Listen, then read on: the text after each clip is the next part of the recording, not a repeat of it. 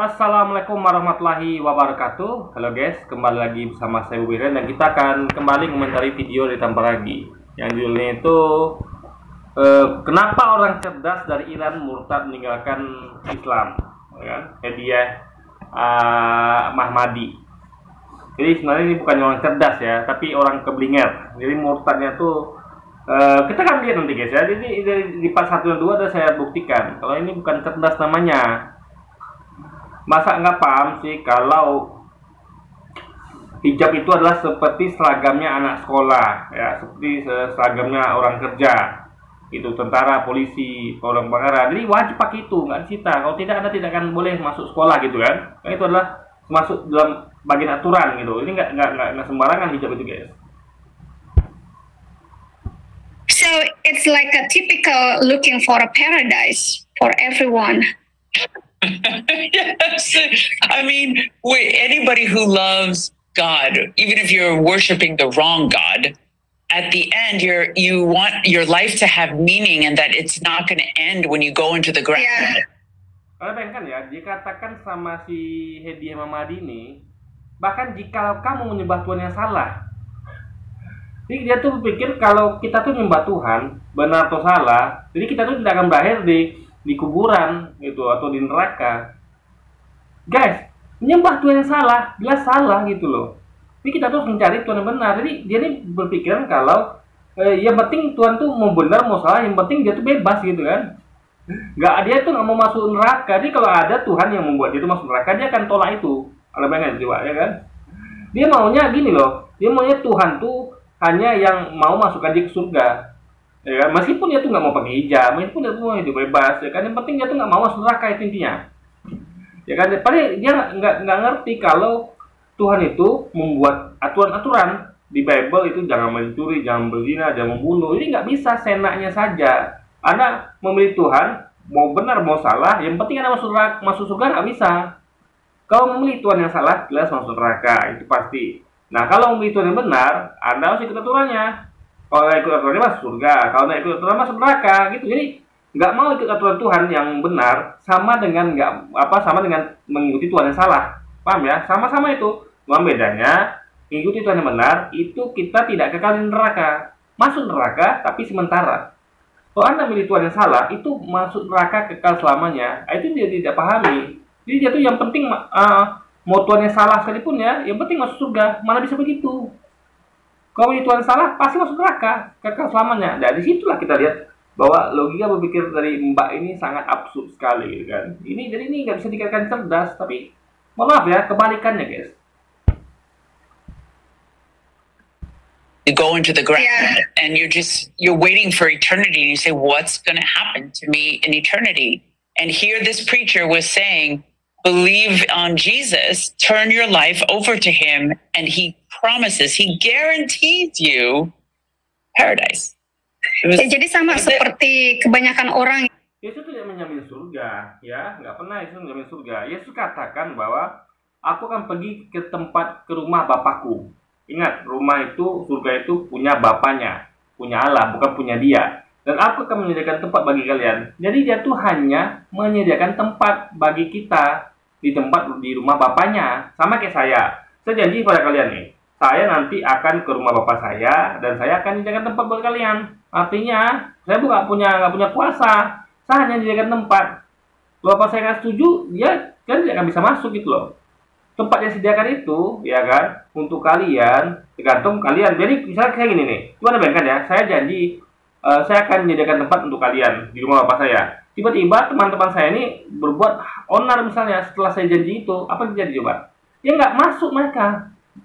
Jadi itu akan terjadi kalau mereka bisa bertahan seperti itu. Contoh, jadi misalnya kayak waktu Yesus ngomong itu, ya kan? Kalau waktu itu ada murid yang belum khianat, tapi setelah itu kan ada murid yang berkhianat. Apakah dia masuk surga juga? Kan tidak gitu guys. Jadi nggak bisa, bukan Yesus memastikan itu, dia tidak memastikan, ya.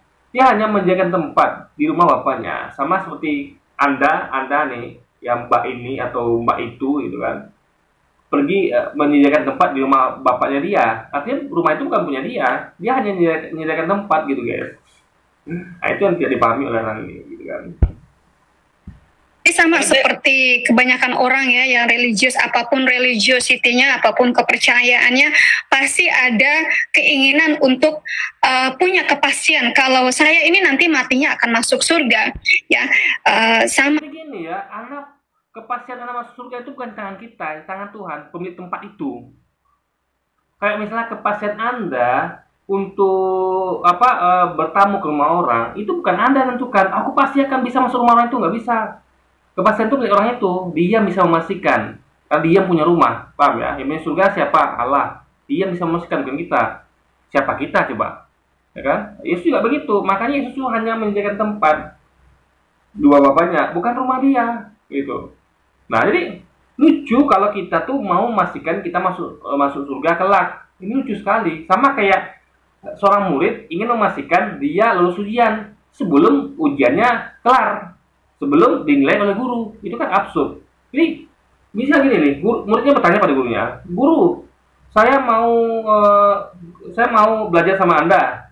Oke, nanti kalau kamu dapat nilai minimal 6, kamu akan lulus. Kalau kamu dapat juara 1, minimal nilai kamu 8 gitu misalnya kan, atau 9.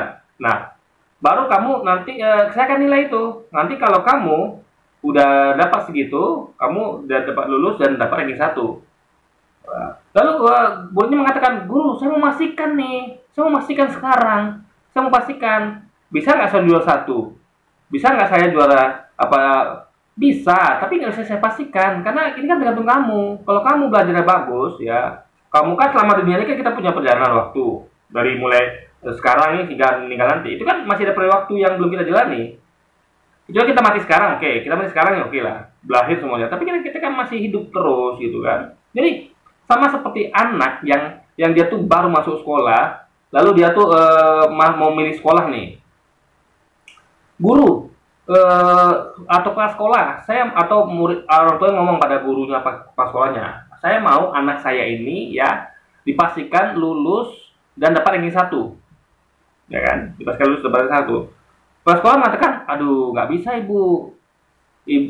Sekarang nggak bisa dipastikan nanti setelah selesai ujian. Jadi kan kita nih ada periode waktu setahun ini. Nanti anak ibu akan belajar materi pelajaran, nanti akan diuji di ujian. Kalau anak ibu dapat nilai 6 minimal, jangan lulus. Nah, kalau mau juara 1 itu minimal dapat nilai 9, ya kan, atau 10. Baru anak ibu akan lulus dan dapat ranking 1. Sebelum itu terjadi, kita nggak bisa memastikan. Kenapa? Karena belum terjadi. Dan saya memang punya wewenang untuk itu, tapi saya hanya akan mau meluluskan, memberikan ranking 1 kepada anak yang capai target. Kalau tidak, saya nggak mau gitu loh. Nah, apa bisa orang tua memaksa? Saya mau memastikan sekarang. Anak saya harus lulus sama ranking 1 sekarang. Oh, nggak bisa, mana bisa gitu coba. Lalu dicari sekolah lain. Nggak ada yang bisa begitu, nggak ada yang bisa memastikan sebelum anak ini menjalani tes gitu guys. Nah, sama kayak di dunia gitu. Tuhan itu tidak akan mau memasukkan kita ke surga kalau kita belum melewati tes di dunia ini. Kalau kita dipastikan sekarang, saya masuk surga sekarang nih, ya saya apa yang terjadi? Ya saya akan leha-leha. Nggak ada lagi yang saya kejar gitu kan. Paham maksudnya? Sama kayak orang ini nih. Kayak ya tadi itulah.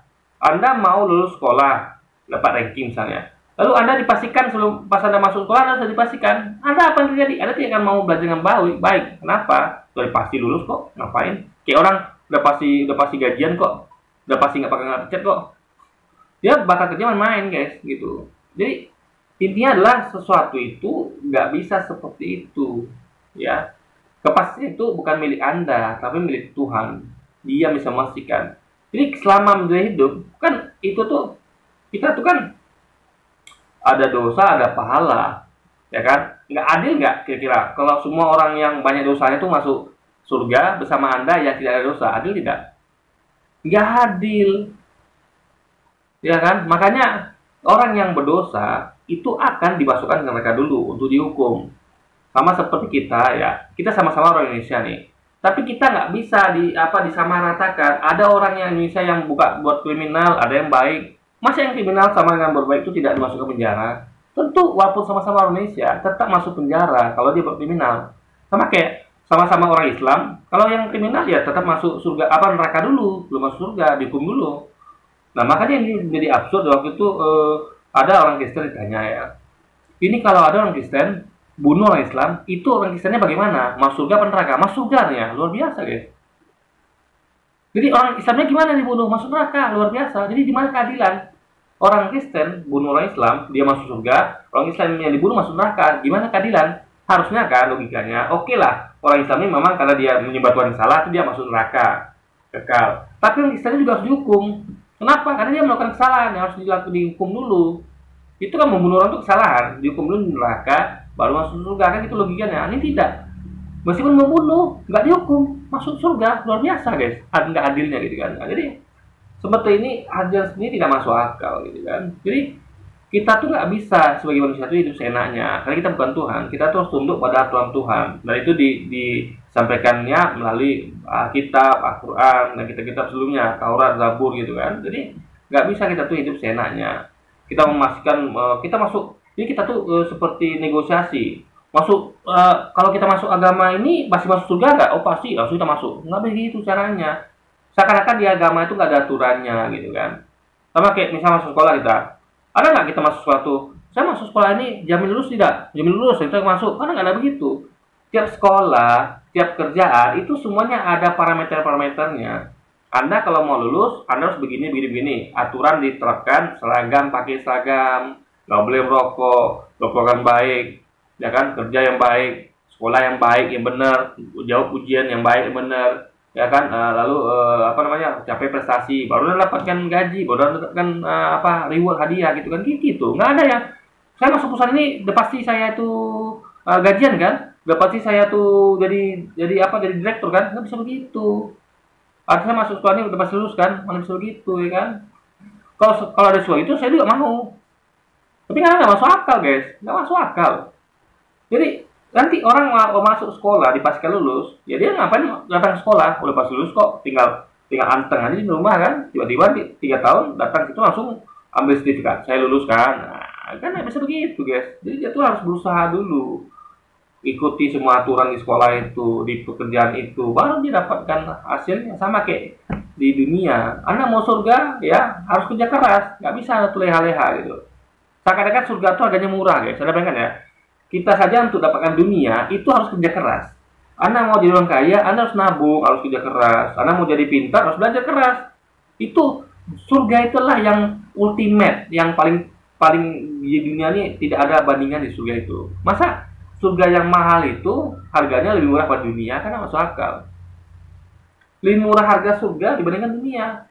Di dunia ada mesti kerja keras segala macamnya untuk dapatkan apa yang diinginkan. Masa surga yang semua itu ada ingin di situ, Anda dapatkan yang gampang. Cukup masuk Kristen langsung ada dapatkan surga. Apa yang bisa coba logikanya? Guys, itulah. Jadi orang kayak gini nggak paham beragama. Dipikirnya agama itu adalah tidak punya aturan. Yang penting jangan masuk surga kan? Ya masuk gitu kan? Nggak bisa begitu. Nggak ada satupun yang manusia yang bisa, atau nabi yang bisa membuat kita masuk surga, nggak ada yang bisa. Ya kayak Nabi Muhammad berkata bahwa Bilal itu sendalnya sudah ada di surga, kedengaran sendalnya Bilal di surga. Itu Nabi bukan memastikan sebagai sedang memastikan Bilal masuk surga, tapi Nabi dapat informasi dari Tuhan. Tuhan yang informasikan bahwa Bilal sudah pasti masuk surga gitu loh. Ini informasi dari Tuhan. Jadi kalau Tuhan katakan pasti, kita pakai kata-kata itu. Pasti masuk surga kata Tuhan. Tapi kalau kita katakan saya masuk surga, meskipun Tuhan mengatakan informasikan saya masuk surga pasti, saya tidak berani mengatakan mudah-mudahan. Saya tidak berani mengatakan pasti, karena Tuhan yang mengatakan pasti. Dari sisi saya mengatakan mudah-mudahan saya masuk surga. Tapi sisi Tuhan, kalau Tuhan ngomong nih bisa, kamu pasti masuk surga gitu. Karena yang punya rumah lah yang berhak memastikan, bukan kita yang bukan punya rumah, yang bukan punya surga guys.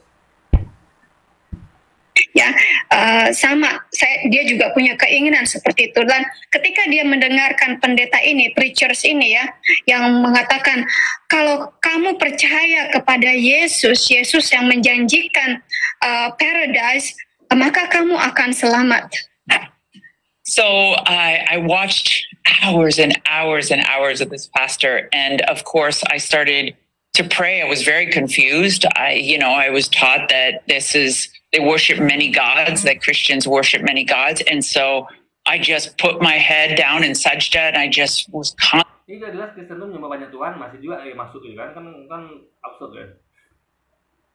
Kristen itu kan nyembah banyak Tuhan, dia mengakui itu. Mereka mengatakan kan dia kan, Kristen itu menyembah banyak Tuhan, tapi dia nggak peduli.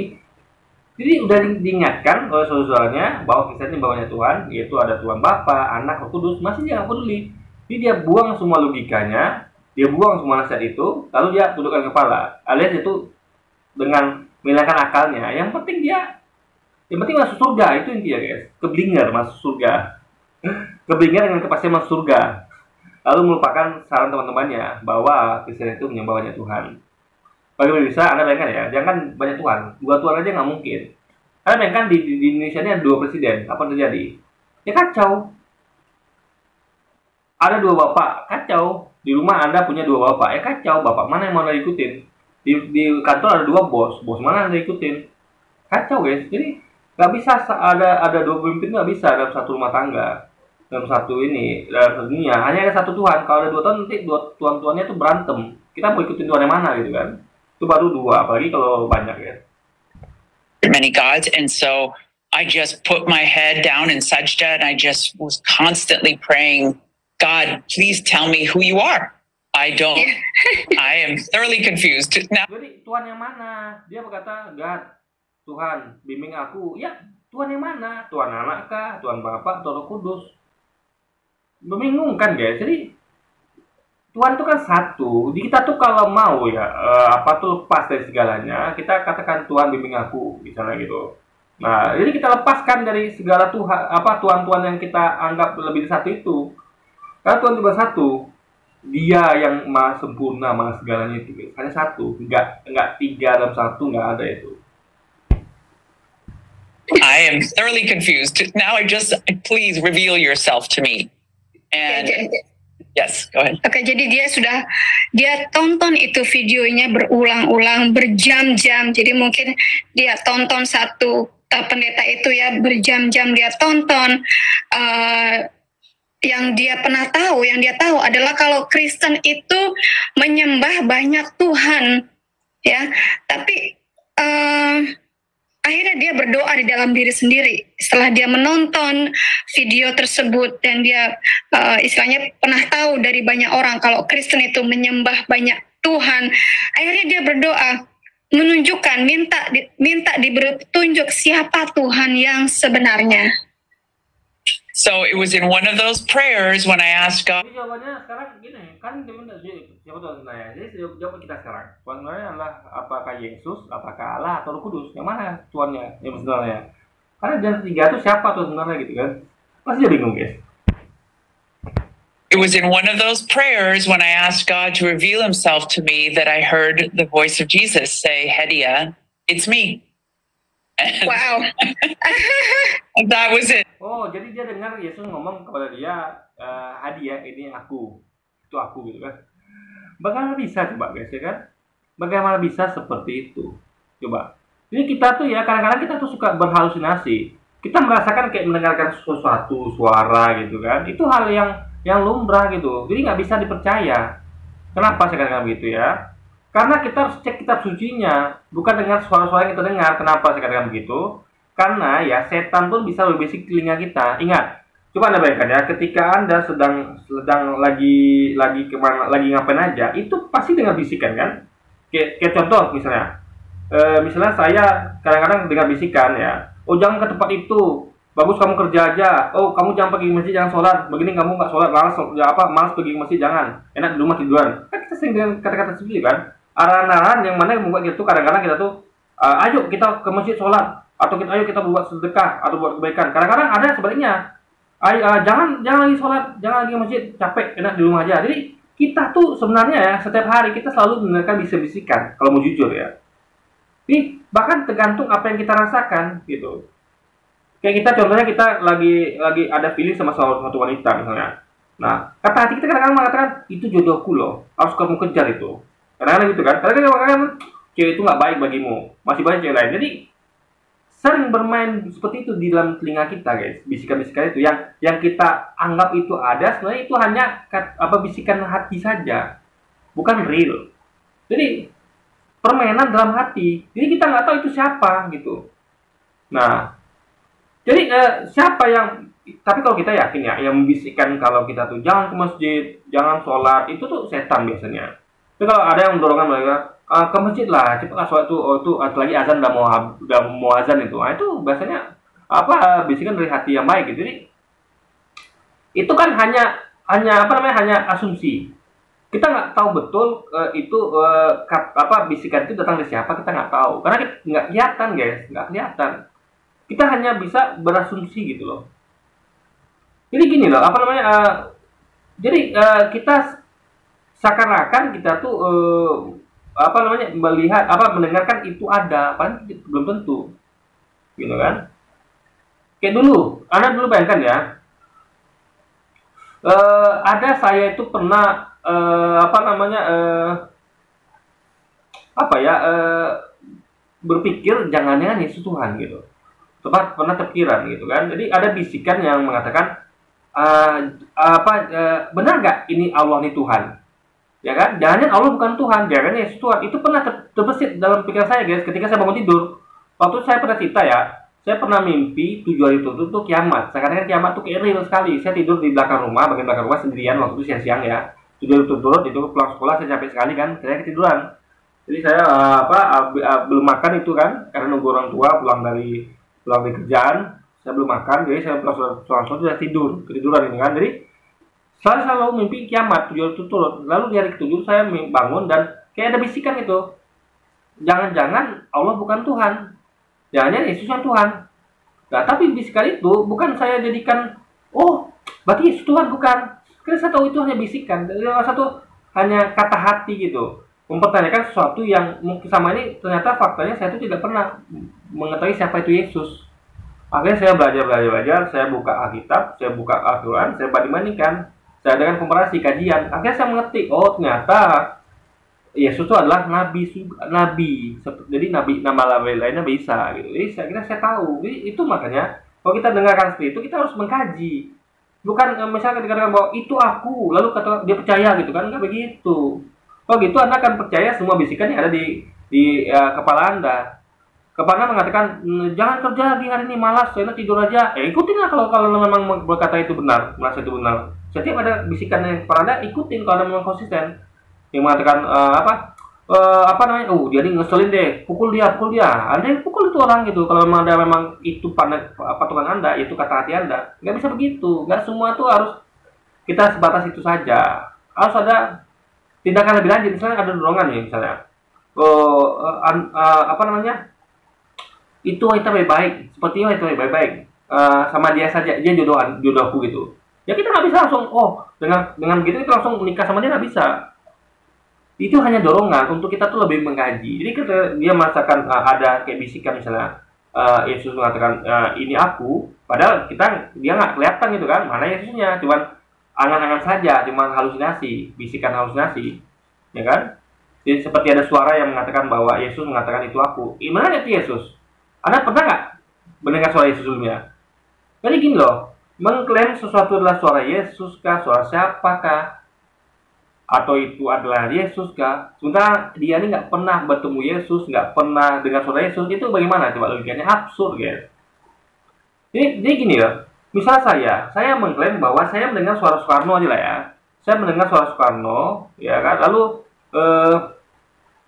saya nggak tahu suara Soekarno seperti apa. Tiba saya klaim, saya mendengar Soekarno bilang bahwa saya presidenmu. Ini nggak masuk akal. Kenapa? Saya nggak pernah dengar suara Soekarno, sama kayak dia nggak pernah dengar suara Yesus. Bagaimana bisa dia klaim itu suara Yesus? Nah, makanya itu namanya kan gampangan namanya, guys. Jadi beriman buta namanya. Ada kayak suara ngomong, lalu Anda percaya. Oke gitu kan? Kan Anda nggak tahu ini Yesus suara Yesus apa bukan gitu. Sedangkan foto Yesus saja itu banyak sekali versinya. Ada yang kulit hitam, ada kulit putih, ada pirang, ada ikal, segala macam gitu kan. Jadi fotonya, wajah saja kita nggak tahu seperti apa, ini suaranya gitu loh. Jadi absurd kalau mengklaim bahwa yang didengar itu suara Yesus, itu absurd sekali. Harusnya kan begitu dengar seperti itu dia kaji dulu, buka Alkitabnya, pelajari, bandingkan yang Quran gitu harusnya. Jadi nggak ecek mutannya, guys. Jadi kalau kita ngikutin semua kata hati kita, ya kacau nanti. Nah, tapi kan dia nih sepertinya dia ikuti kata hati dia semuanya. Di kata hati dia mengatakan bahwa Tuhan ini masukkan kita ke neraka hanya nggak pakai hijab. Maka dia itu betul-betul semua apa maunya dia gitu loh. Ini berbahaya. Kalau udah ada manusia yang semuanya apa kata gua, itu bahaya. Apa yang gua dengar itu bahaya. Apa maunya dia aja itu bahaya. Kita tuh kan harusnya ikut apa yang maunya Tuhan. Ya kan? Tuhan kasih aturan, ikutin. Tuhan itu satu, ngasih aturan, nggak mungkin lebih dari satu. Jadi itu logika berpikirnya ini udah salah besar Murtad ini guys. That was it. I cried hysterically. I got up from my prayer and I just sat there just astounded. Just not only. Ini misalnya kayak siapa ya misalnya kayak Aristoteles. Saya dengar suara Aristoteles mengatakan bahwa saya lah penemu pesawat terbang. Saudara berpikir suara Aristoteles seperti apa suaranya? Pernah nggak ada dengar sebelumnya? Ini absurd guys. Mengklaim mendengar suara Yesus, padahal dia nggak pernah ketemu Yesus, nggak pernah dengar suara Yesus seperti apa. Bagaimana dia bisa meyakinkan itu suara Yesus gitu loh? Seakan-akan dunia ini nggak ada setan, nggak ada iblis gitu kan? Jadi seakan-akan dunia ini adalah nggak ada apa-apa gitu. Yang ada hanyalah keheningan. Sehingga kalau datang orang ngaku Yesus ya pasti Yesus. Orang ngaku setan ngaku pasti setan. Kan nggak gitu juga. Ya. Karena yang datang kepada kita tuh nggak nampak wujudnya, dia bisa ngaku siapa saja. Aku Yesus, aku setan, aku ini. Dan biasanya ya orang yang itu tuh nggak mau ngaku, ya kan? Maling nggak akan mau ngaku, gitu loh. Jadi kita tuh, misalnya ada jadi gini ya, atau ada mereka nih, kalau Anda gampang percaya suara-suara Anda dengar ya kacau nanti. Saya akan gampang datang, saya akan datang ke rumah Anda. Terus saya akan ngomong dari balik dinding Anda, saya katakan, saya bapak, saya adalah kakek kamu yang sudah meninggal, ya. Kakek kamu ini, ya, dulu dibunuh sama bapak kamu, bunuh dia. Lalu bagaimana Anda bisa meyakini itu adalah kakek Anda? Padahal saya ngomong dari tembok. Anda pun pernah dengar suara kakek Anda kan? Jadi kalau Anda percaya, kacau dari mana? Ada bunuh itu bapak Anda gitu kan? Jadi nggak masuk akal guys. Logikanya. Pertama dia nggak tahu suara Yesus seperti apa, nggak tahu dia lupa Yesus seperti apa. Ketika ada suara yang dia rasa itu suara Yesus, dia ikutin. Itu gimana ceritanya? Nggak masuk akal guys. Sama seperti kalau saya datang ke rumah dia, ngomong di balik tembok, ngomong ke dia, saya kakek kamu loh, cucu, ini kakek kamu. Kakek kamu ini mati dibunuh bapak kamu, balas dendam ya, cu ya. Karena bapak kamu tuh jahat, dibunuh kakek. Nah, coba gimana coba? Kalau dia percaya kan dia kan lakukan itu. Itu absurdnya gitu. Jadi kita tuh nggak bisa percaya gitu saja dengan apa-apa yang kita dengar. Makanya kunci terbaik murtad atau mualaf adalah dengan itu kan oke lah dengan suara itu adalah dorongan. Dorongan tuh kayak saya dengan suara dulu kan, jalannya Yesus Tuhan. Itu dorongan saya untuk mengkaji, bukan untuk percaya gitu saja gitu. Mengkaji, baca kitab, baca Quran, hadis, bandingkan, komparasi mana yang masuk akal. Itu nggak pernah dilakukan kan? Nggak pernah dilakukan dia. Dia hanya dengar sepihak, dia hanya dengar pendeta, udah percaya gitu saja. Tapi dia kan membandingkan pendeta ngomong apa, ustaz ngomong apa gitu. Dia mentang-mentang pendeta sesuai dengan yang keinginan dia. Oh, pendeta bisa masuk surga. Aku kan pengen masuk surga. Padahal nggak bisa dipastikan begitu. Bukan pendeta yang punya kepastian, yang punya kepastian itu Tuhan. Pendeta hanya bisa mengarahkan. Ini loh petunjuk Tuhan ya kita yang buat Anda masuk surga. Inilah perintah-perintahnya, inilah larangannya. Kan gitu harusnya. Bukan tugas pendeta memastikan orang masuk surga, bukan. Yang memastikan itu adalah Tuhan, karena itu adalah milik dia. Surga itu adalah dia ciptakan, dia memiliki, pendeta hanya numpang. Gak bisa orang yang numpang memastikan, nggak bisa guys. Kita sama pendeta itu sama nabi-nabi itu sama-sama numpang semuanya. Bukan kita semua memastikan, tapi Tuhan pemilik tempat itu. They're just astounded, just not only amazed that I heard his voice, I audibly heard his voice, but now what I was gonna do. Like I actually got very afraid. Ya, jadi teman-teman ya dalam satu momen tersebut ya yang dia benar-benar berdoa kepada Tuhan yang benar. Jadi sekali lagi ya, kalau kita lihat metodologi kenapa orang mualaf tuh banyakkan metodologi yang tidak masuk akal. Mimpi ketemu Yesus lah, dengar suara Yesus lah. Ini kan luar biasa. Mimpi ketemu Yesus, apa Anda tahu itu Yesus? Ada pernah ketemu Yesus nggak? Dengar suaranya nggak? Jadi Hal seperti ini yang membuat kita tuh tercengang. Kok bisa dengan gampang pindah agama hanya hal seperti ini? Harusnya kan pakai logika, ya. Bisa saya mimpi nih, saya ketemu sama bos Toyota, mobil Innova adalah mobil terbaik. Saya nggak pernah ketemu sama bos Toyota, tapi dia ngaku saya adalah bos dari perusahaan Toyota. Ini adalah mobil terbaik, beli mobil ini. Lalu saya bangun tidur, itu bos Toyota ngomong pada saya tadi, ngaku bos Toyota. Oh ya benar, berarti mobil terbaik. Apa bisa gitu? Nggak bisa gitu. Itu adalah dorongan. Oh mungkin nggak ya? Nah, kita akan terpancing. Nah, kita kritik tuh mobil, kita ambil mobil Toyota, mobil Daihatsu, kan gitu harusnya. Kita uji semuanya, kita komparasi. Itu cara terbaik. Ini bukan dengan suara, entah suara siapa itu ngaku-ngaku lalu percaya, kan nggak gitu logikanya ya. Ini murtad karena mualaf karena mimpi, karena dengan suara, itu adalah metodologi yang tidak masuk akal. Yang karena ingat ya, kita dunia ini bukan hidup kita saja, ada jin, ada iblis, ada setan. Jadi seakan-akan setan iblis itu nggak ada gitu. Mereka juga bisa membisikkan sesuatu telinga kita, ngaku-ngaku sebagai sesuatu bisa. Coba deh, Anda pernah nonton acara kayak Dua Dunia? Dua Dunia itu adalah di mana itu ada orang-orang yang dimediasi untuk masuknya ya kita katakannya makhluk halus lah, makhluk gaib gitu kan. Nah itu adalah jin atau anggap siapa itu, kan mereka ngaku aku adalah si pitung, aku adalah ini itu, aku adalah rawa ini itu. Pertanyaan adalah benar apa tidak? Jangan mereka ngaku saja gitu kan. Nah jadi suatu tuh harus bukan situ metodologinya, tapi dicek kitab sucinya, dibandingkan apa objeknya yang kita suci, firman Tuhan apa kita suci, itu yang disampaikan, yang dikaji, bukan dengan metodologi mimpi atau dengan suara, guys. Kepada Tuhan yang benar, ya, tiba-tiba dia mendengarkan suara yang suaranya itu sangat audible sekali. Dia sangat Jadi katanya Tuhan yang benar itu adalah Yesus. Berarti Allah bukan Tuhan dong, bukan Tuhan yang benar. Roh Kudus juga bukan dong. Gitu logikanya kan? Karena kan ada 3 di situ. Yang mana Tuhan yang benar? Jadi dia tuh bertanya kan, berdoa, tunjukkanlah siapa Tuhan yang benar. Dia dalam 3 nih gitu kan? Ya tuh dia dengar suara Yesus ngomong bahwa itu aku. Berarti Allah bukan Tuhan dong. Tuhan, Yesus katakan bahwa ya jangan demikian mereka mengenal engkau sesuai benar dan mengenal Yesus yang telah kau utus. Jadi Yesus cuma utusan guys. Jadi selevel menteri, utusan presiden itu apanya yang punya wewenang. Jadi Allah yang utus Yesus itu yang Tuhan harusnya. Kok malah yang diutus yang Tuhan gitu kan? Jadi harusnya yang mengutus yang Tuhan, karena yang mengutus punya kuasa lebih daripada yang diutus. Yang diutus hanya menerima mandat. Jadi yang mengutus itu harusnya Tuhannya, bukan yang diutus gitu. Jadi kebalik, Tuhannya harusnya Allah.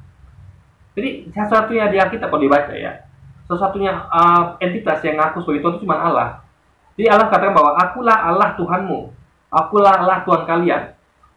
Cuma Allah salah satu entitas yang ngaku sebagai Tuhan. Yesus nggak pernah ngaku Tuhan. Paham ya? Yesus tak pernah ngaku Tuhan. Bahkan dia nyuruh menyembah, berbakti hanya kepada Allah saja. Jadi ini bagaimana ceritanya? Jadi mereka ini kebalik-balik. Yang harus mereka tuhankan, tidak mereka tuhankan. Tapi seharusnya yang tidak mereka tuhankan, yang hanya utusan, yang tidak pernah ngaku Tuhan, mereka malah tuhankan, guys. Hanya karena tadi itu suara yang didengar gitu kan. Kan ketemu Yesus nggak pernah, dengar suara Yesus nggak pernah. Bagaimana saja dia klaim itu suara Yesus gitu kan. Itu sangat audible sekali. Dia sangat dia mendengar suara itu. Dikatakan begini, hadiah ini aku. Ya, setelah dia mendengar suara itu, dia sendiri belum tahu siapa itu Yesus. Bahkan dia katakan ini aku ini siapa gitu. Ini misalnya ketika dengar suara kan, ini aku. Soalnya kan dia bertanya balik, iya kamu siapa gitu. Ya itu memang kalau kita datang ke orang itu memang ini aku. Bahkan disebutkan itu siapa gitu loh. Gak disebutkan bahwa ini aku Yesus, kan nggak begitu. Ini aku. Dengan informasi yang seminim ini, lalu dia masuk Kristen, kan luar biasa guys. Gampang sekali dia berpindah agama gitu, gampang sekali dia murtad. Ada dengan suara mengatakan ini aku, bahkan tidak mengatakan bahwa ini aku Yesus, tapi ini aku. Kalau gitu, kalau ada orang bertamu ke rumah dia, mengatakan ini aku, lalu dia percaya, iya masuk, silakan masuk gitu kan. Ya orang tanya kan, ini aku siapa, kamu tuh siapa gitu harusnya kan. Itulah guys, kacaunya logika berpikir. Jadi gampang sekali mengimani sesuatu yang hanya dengan seminim itu informasinya gitu kan. Setelah dia mendengar suara itu, tapi sekarang dia yakin kalau itu adalah suara Yesus, dia langsung tersungkur dan dia menangis, dan dia malah jadi takut karena mendengar suara itu. So, jadi yang tersungkur tuh hanya umat Islam, yang sujud tuh umat Islam. Tersungkur tuh sujud guys, ya. Sungkur tuh kan posisi dekat ke sujud. Di Islam dia sungkur tiap hari, 5 kali sehari, 5 kali sehari minimal. Bukan 5 kali ya, sujud itu 4 tambah 4 tambah 4 tambah 3 tambah 2,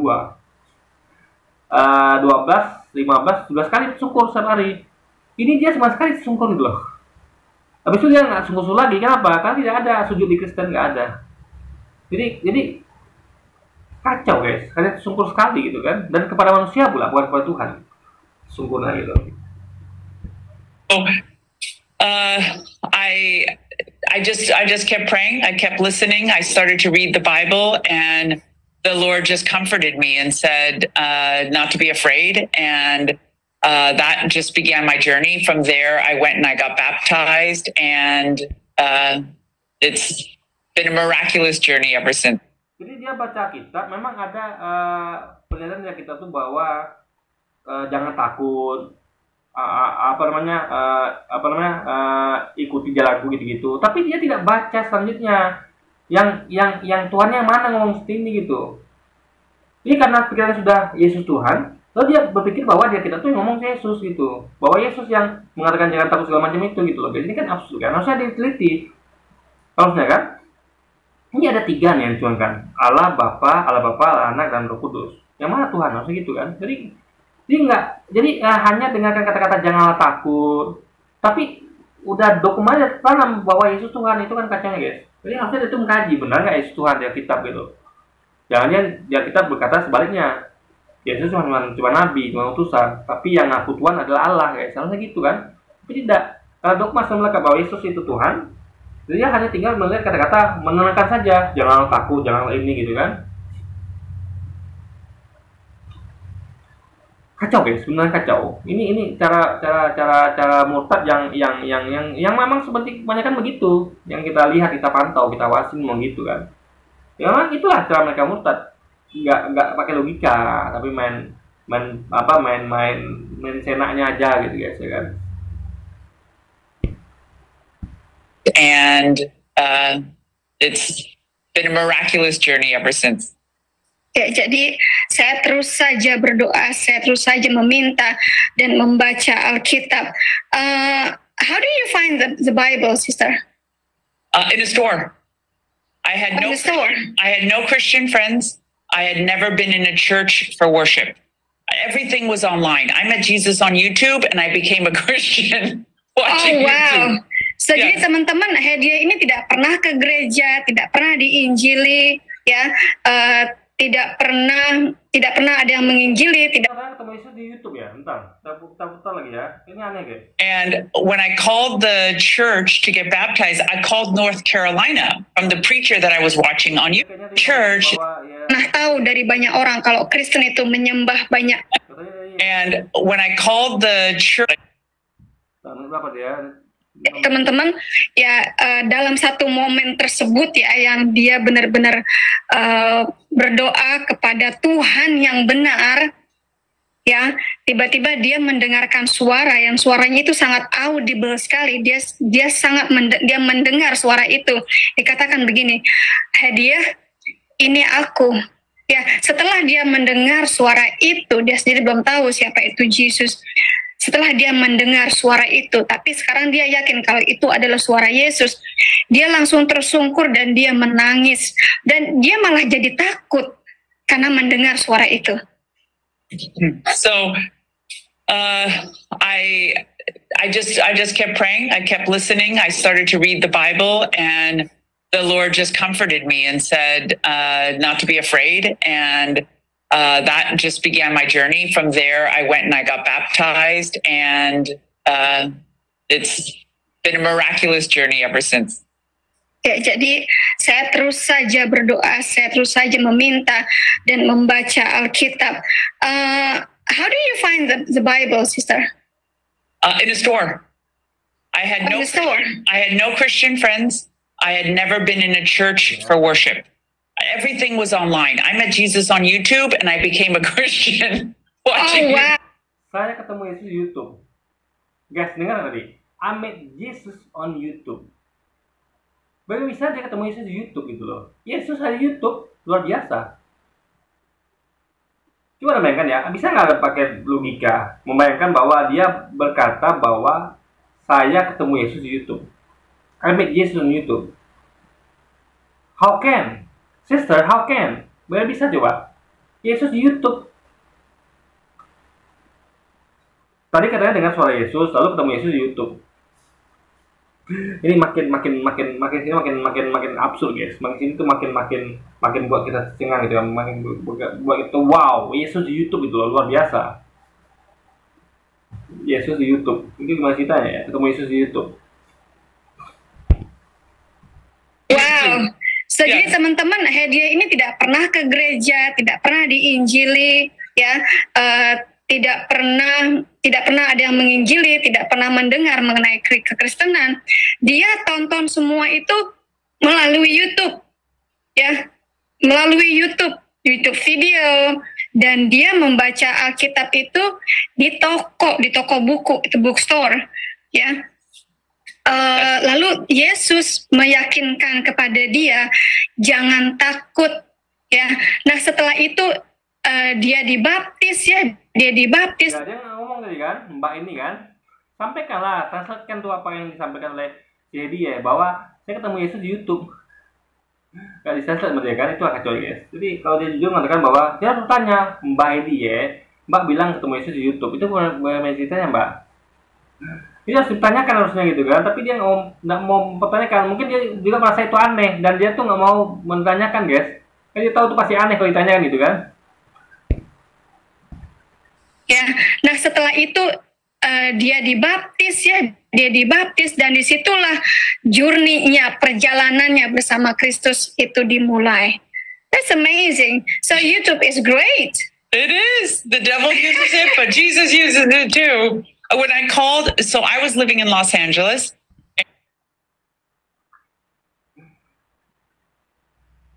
Setan gunakan YouTube. Yesus juga gunakan YouTube. Guys, Yesus gunakan YouTube.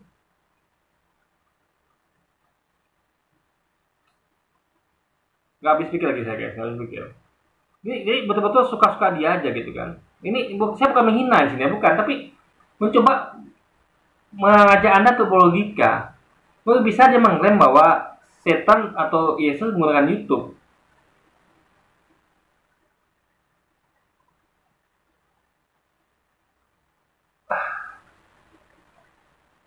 Udah, saya nggak habis pikir lagi guys ya. Jadi makanya jadi memang dia nggak tahu seperti apa itu setan, nggak tahu seperti apa itu Yesus dengan apa suaranya. Dia mengatakan mungkin sesuatu yang dia benar dia lihat dan dengar sebelumnya gitu. Itu nggak bisa coba. Ini halusinasinya tingkat tinggi nih guys. Merasa sekarang bahwa dia ketemu Yesus di YouTube gitu loh. Mana bisa coba ya kan? Ini orang kebanyakan nonton YouTube, itu masalahnya guys. Makanya Anda tuh kalau nonton sesuatu itu ya, harus Anda tuh jangan terpengaruh dengannya. Anda harus, itu hanya sebagai batu pijakan. Contoh, kayak saya nonton YouTube. Misalnya kita nonton tentang beragama, ada apologet Kristen ngomong, atau ulama pendeta ngomong. Ya, kita nggak bisa percaya itu saja. Kita harus telah lagi, kaji lagi gitu loh. Kita harusnya, jadi bukan YouTube itu yang dengar YouTube lalu percaya, itu nggak bisa begitu. YouTube hanya media informasi yang kita harus pilih-pilih informasinya. Karena ada banyak informasi di YouTube, nggak bisa kita percaya yang suka-suka kita. Kita tuh meyakini sesuatu tuh kita kaji lagi yang lain. Kita harus serap semua informasi itu yang kita bandingkan komparasi, bukan hanya serap satu informasi lalu kita percaya. Ini kan hanya serap satu informasi dari pendeta saja lalu dia percaya. Kan dia tidak serap informasi dari banyak hal. Kalau dia bandingkan serap informasi dari pendeta, dari ulama, dari komunitas muslim, komunitas Kristen, atau agama lain kan harus gitu. Lalu dia serap semuanya, dia kaji, bandingkan, harusnya gitu kan. Buka lagi sucinya, itu komplit. tapi dia hanya sepihak, searah gitu, hanya informasi dari pendeta tentang Yesus, dah gitu aja lalu percaya. Itu gimana metodenya coba gitu? Harusnya makanya saya katakan pentingnya pembandingan agama. Kalau tidak, Anda akan menjadi orang yang seperti kata Tuhan burung, taunya hanya ini saja gitu kan.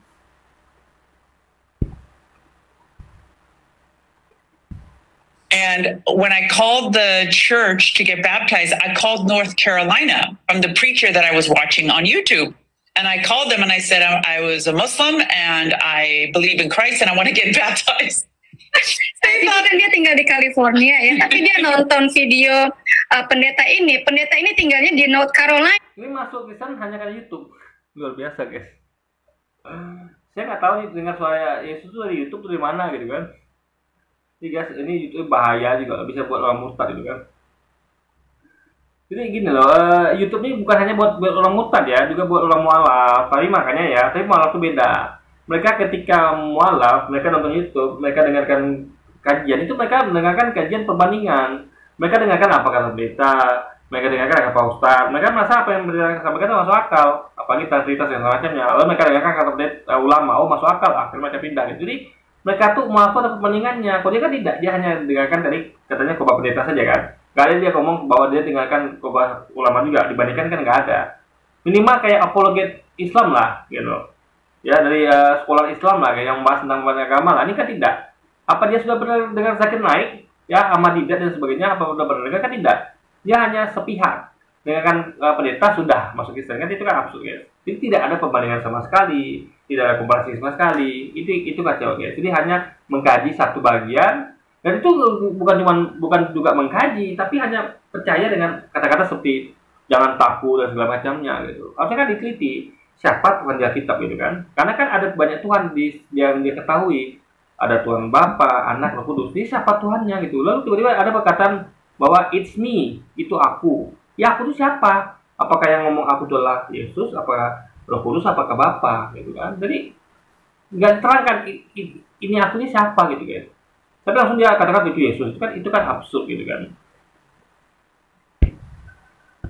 Di California ya, tapi dia nonton video pendeta ini tinggalnya di North Carolina. Itu seperti Sabang sampai Merauke ya teman-teman. I just want to explain what is the distance between California to Carolina. Jadi seperti Sabang dan Merauke, dia ada di barat, sementara ini pendeta adanya di timur. Begitu. Tapi inilah amazingnya sosial media seperti YouTube ini. Setan menggunakan YouTube untuk menghancurkan manusia, tapi Tuhan juga menggunakan YouTube untuk menyelamatkan manusia. That's amazing, God. Jadi gini, makanya kalau dikatakan bahwa setan menggunakan YouTube dan Tuhan menggunakan YouTube, makanya kita pilih informasinya, jangan satu pihak saja. Kita harus tahu ini setan apa dari Tuhan gitu kan. Tapi jangan percaya ini dari Tuhan, itu bukan bisa coba. Kita harus pilih informasi. Ketika saya dengar suatu informasi, kita akan pilih ini adalah apa dari manusia. Kita kaji gitu kan. Kalau dia kan tidak, langsung mengatakan ini dari Tuhan gitu. Ini kayak manusia coba logikanya. Jadi guys, ini kalau gitu, ini saya pikir kacau gitu kan. Kacau sekali guys. Dan ingat ya, Yesus itu bukan Tuhan, dia manusia. Jangan dikatakan bahwa akulah Allah Tuhanmu, Allah bukan manusia, juga bukan manusia. Sedangkan Yesus adalah manusia, juga ada manusia. Artinya Allah bukanlah Yesus. Karena Allah adalah Tuhan. Yesus adalah manusia, guys. Amazing, God. Yeah, and they were amazed too. They're like, you want to come all the way here to get baptized? Lalu dia tanya pendetanya, apakah kamu mau datang jauh-jauh dari sana ke sini hanya untuk dibaptis? Yes, and I told him yes, because it was your pastor that brought me to meet Jesus, and I'm coming over there to get baptized. And that's... Jadi salah ngerti kan nih? Yang datang, jadi yang bertanya itu pendetanya, apakah kamu mau ke sini untuk dibaptis? Bukan dia yang bertanya kepada pendetanya, dia sudah kalah ngerti kan guys. Jadi yang mau datang itu dia ke pendetanya, bukan pendeta itu yang datang ke dia. Jadi mbak ini aja, jadi kita sering mengetahui ya, mbak orang-orang ini suka salah tangkap guys, kayak Luis Pas itu juga begitu. Orang ngomongnya A, dia tangkapnya B. Jadi jelasnya mbak ini mengatakan bahwa pendeta yang bertanya, apakah kamu mau jauh-jauh dari sini gitu kan? Bukan dia yang bertanya, apakah pendeta itu mau datang ke tempat dia, bukan. Kacau guys, benar kacau ini. to meet Jesus, and I'm coming over there to get baptized, and that's what I did.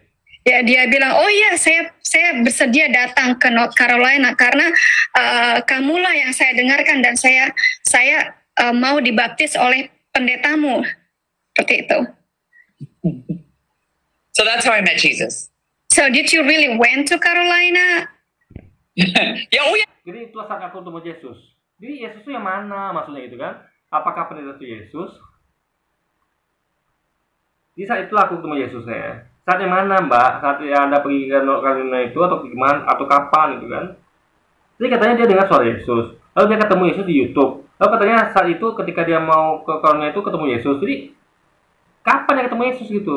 Apakah saat mau ke North Carolina? Apakah saat nonton YouTube? Apakah saat yang lain dia dengar suaranya saja gitu? Yang mana benar gitu kan? Jadi gampang sekali mengatakan saya ketemu Yesus dengan suara Yesus. Padahal dia nggak pernah ketemu Yesus, nggak pernah tahu suara Yesus seperti apa, nggak pernah dengar suara Yesus itu kan.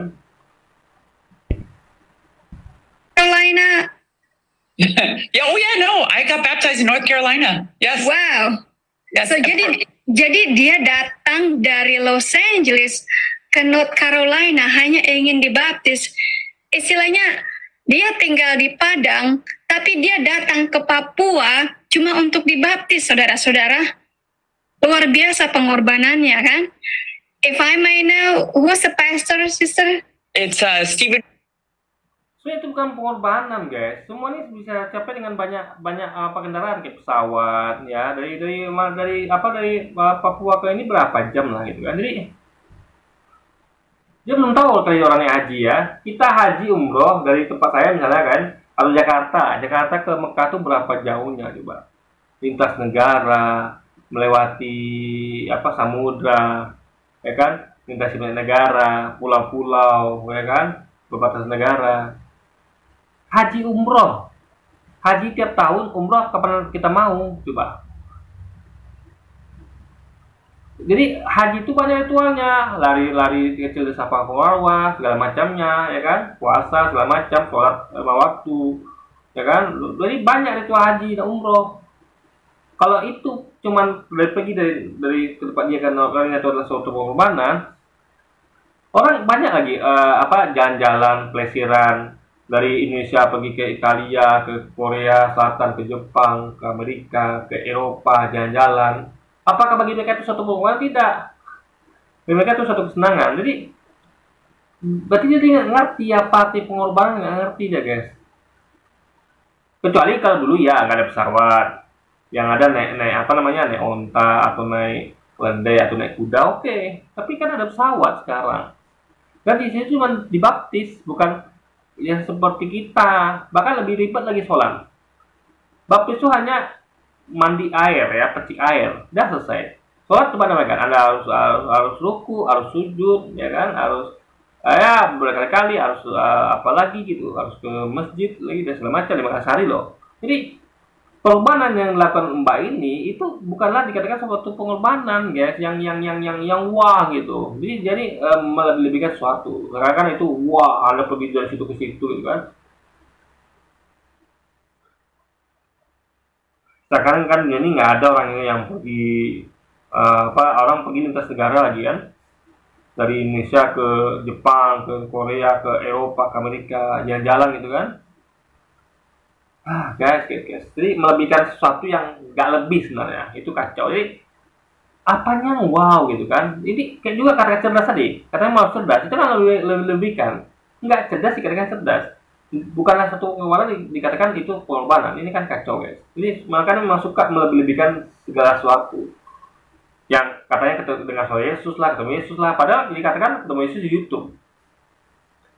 Dengan suara Yesus saya tenda gitu kan? Padahal cuma dikatakan bahwa itu aku. Ya aku siapa? Lalu diasumsikan itu Yesus. Itu berarti kan melebihkan sesuatu yang kata-kata itu ada berkata inilah aku. Inilah aku. Lalu dia bertanya ini siapa? Aku ini siapa? Tapi dia melebihkan, oh ini aku ini Yesus berarti. Itu guys, makanya suka melebihkan sesuatu. Di situ makanya mereka sesat. Ya, karena mereka itu kan fair, jujur. Ya kan? Nggak usah terlalu melebihkan gitu kan. Ya kalau cuma dari situ ke situ kan, ya sudah. Ya, aku harus itu udah selesai. Tapi kalau dikatakan perubahan lah, lalu dikatakan cerdas lah, ini kan suatu hal yang berlebihan gitu. It's Stephen Furtick, Elevation Church. I think I know that. And when I called the church, they had one of the volunteers call me to kind of walk me through it. And, you know, do you have any questions? And she was such a wonderful sister. She's my dear friend to this day. And she knew I was coming alone. So she met me there. She came for me to be there with me and called 5 of her friends from the Bible study from New York, Virginia, Maryland to come and surprise me in North Carolina to be there for my baptism. Wow, jadi teman-teman nama gerejanya ada Elevation Church ya. Jadi dari gereja tersebut dikirimkan seseorang yang membantu ya, getting through, istilahnya membantu dia diperkenalkan mengenai kekristenan, mengenai siapa itu Yesus sebelum dibaptis. Ya di situ dia ada 5 orang yang dia kenal, itu dari New York, dari Virginia, dari North Carolina, dan dari beberapa lokal yang. Sister, she's my dear friend to this day. Oke, jadi ini kita respon guys. Jadi ini saya bahas dulu ya, nanti kita sambung lagi part 4. Kata dia, jadi apa katanya? Dia tuh di situ dikenalkan sama Yesus, dikenalkan tentang Yesus. Artinya kan dia belum kenal. Jadi faktanya dia hanya dengan suara, lalu dia belum kenal. Jadi bagaimana bisa Anda belum kenal, tapi Anda sudah ngikut gitu kan? Mengikuti sesuatu yang belum Anda kenal. Baru dikenalkan gitu kan? Jadi sesuatu yang dia belum kenal, lalu dia ikutin gitu. Jadi yang mengenalkan dia pun bukanlah Alkitab, bukan kitab sucinya, tapi orang-orangnya. Dogma gereja gitu loh. Ini kayak ada ustadz yang mengenalkan kita kepada Islam, tapi kita nggak lihat kitab sucinya, nggak lihat Quran, hanya percaya pada ustadz katakan, itu kan absurd guys. Makanya kalau kita ada ustadz mengenalkan Islam, artinya kita belum kenal, dan kita kenal dulu dong melalui kitab sucinya gitu kan. Ustadz itu bukan mengenalkan lagi, tapi nggak perlu lagi mengenalkan harusnya. Kita tuh harus kenal dulu, baru kita masuk Islam maksudnya kan. Jadi kalau mereka tidak, mereka belum kenal pun sama Yesus nggak apa-apa. Yang penting masuk dulu Kristen gitu kan. Gak masa tuh cukup dikenalkan sama pendeta, sudah tanpa ngecek kitab sucinya. Benar nggak sebagai pendeta gitu kan? Oke, jadi guys, kita akan sambung di part keempat ya. Ini cukup panjang videonya nih, 1 jam berapa nih kan? Aduh, baru 20 menit guys. Jadi masih ada 1 jam lagi. Oke, jadi sekian dulu video kita kali ini guys. Sampai jumpa lagi di video-video selanjutnya. Wassalamualaikum warahmatullahi wabarakatuh guys.